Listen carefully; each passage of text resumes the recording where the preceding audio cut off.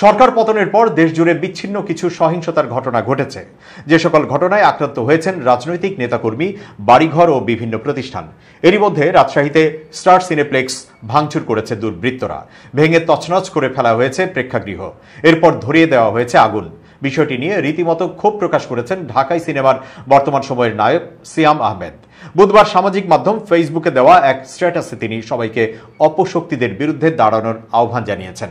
ভাঙচুরের শিকার স্টার সিনেপ্লেক্সের কিছু ছবি নিজের ফেসবুকে শেয়ার করে সিয়াম লিখেছেন, স্টপ ইট নাও।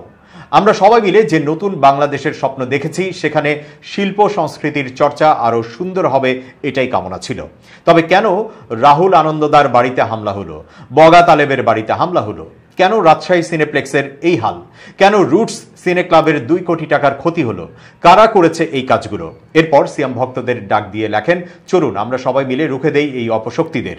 ফ্যাসিবাদের বিকল্প হিসেবে ফ্যাসিবাদকে না এনে নতুন এক বাংলাদেশ গড়ি, আমাদের স্বপ্নের বাংলাদেশ।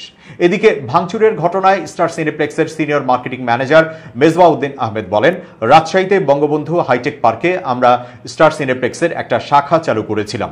সেটি রাজশাহী শহর থেকে বেশ দূরে বঙ্গবন্ধু হাইটেক পার্কে অবস্থিত। ক্ষমতার পালাবদলের পর হাইটেক পার্কে একদল দুর্বৃত্ত হামলা করে। তাদের মধ্যে থেকেই একদল সিনেপ্লেক্স ভাঙচুর করে। এক পর্যায়ে সেখানে আগুন ধরিয়ে দেয়। মেজবা আহমেদ বলেন, আমাদের স্টার সিনেপ্লেক্সের অধিকাংশ শাখাই মার্কেটের ভেতরে অবস্থিত, তাই সেসব সুরক্ষিত রয়েছে।